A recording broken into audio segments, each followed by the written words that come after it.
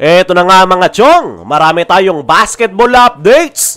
Northport Batampier, delikadong koponan para sa Barangay Ginebra. Barangay Ginebra ang pinaka-apektado matapos ang naging stint ng Gilas Pilipinas. Bukas nga mga chong ay magsisimula na ang semifinal series. Napakahaba nga ng preparation ng mga koponan matapos ang naging break ng PBA para magbigay daan sa ating national team. Maliban na lang sa Barangay Ginebra dahil halos lahat nga ng kanilang mga key players ay naglaro sa Gilas Pilipinas. Nandyan si Justin Brownlee, Scotty Thompson, Jamie Malonzo, Japet Aguilar, Troy Rosario na kasama rin nila at maging si Coach Tim Cone. Kalahati nga yan ng lineup ng Barangay Ginebra.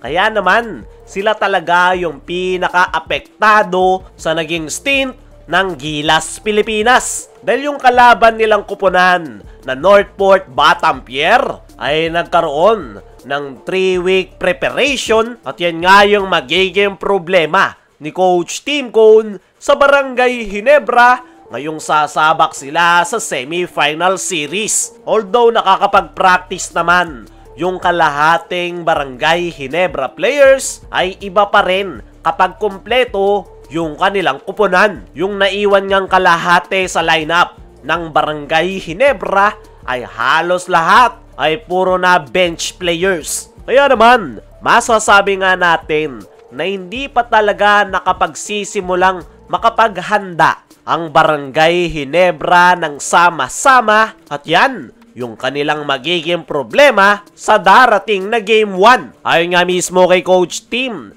sa kanyang huling naging interview, kahit wala nga daw siya at yung mga key players ng Barangay Ginebra ay tuloy-tuloy pa rin daw yung kanilang practice. Tuloy-tuloy nga raw yung pagmamonitor ni Coach Tim sa Barangay Ginebra kahit pa nakafocus ito nung mga nakaraan sa Gilas Pilipinas. Pero gaya nga ng sabi natin kanina, ay iba pa rin talaga kapag sama-sama silang nagpa-practice para paghandaan ang semifinals. Dahil mas mapapamiliarize nga sila sa kanilang magiging tactics kontra Northport Batampier. Para sa akin mga chong, ay sa darating na Game 1 ay maglalabasan ang problema ng Barangay Ginebra kontra Northport Batampier. Dahil wala ngang sapat na preparation time ang Barangay Ginebra, samantalang ang Northport Batampier 3 linggo silang nakapaghanda. Kaya naman, paniguradong mahihirapan ang Ginebra sa darating na Game 1. Lalo na't hindi na nga basta-basta ang Northport Batampier.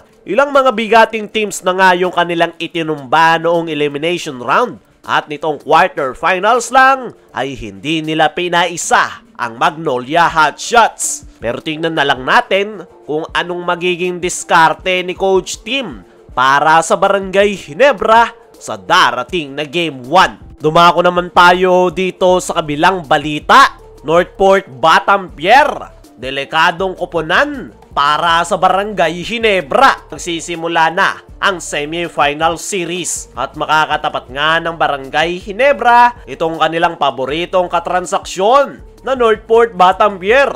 Pero ibang-ibang Northport na nga yung nagpapakita ngayong conference kung saan mas nakafocus na sila ngayon on winning at wala silang pake kahit gaano pa kalaking kuponan yung kanilang mabangga. At ngayong semifinal series nga mga chong ay talagang mapapalaban ang kuponan ni Coach Tim Cone sa batang kuponan na Northport Batampier. Unang-una, napakahaba ng naging preparation ng Northport kumpara sa Barangay Ginebra dahil nakafocus si Coach Tim nung mga nakaraan sa ating national team. Napakarami nga ring mahuhusay na batang players no Northport Batampier. Nandyan itong kanilang main guy na si Arvin Tolentino na running for BPC ngayong conference. Pero bukod kay Arvin ay nandyan rin yung ibang mga local players na ready na mag-step up. Napakarami na ngang bigating teams ang itinumba ng Northport Batampier dahil sa cohesion ng kanilang opensa at halos lahat ng players ng Northport ay kayang mag-contribute. At yan nga yung malaki nilang advantage kontra sa kupunan ni Coach Tim na 7 to 9 players lang ang ginagamit. Pero ang pinakamalaking advantage talaga dito ng Northport Batampier ngayong semifinals kontra Barangay Ginebra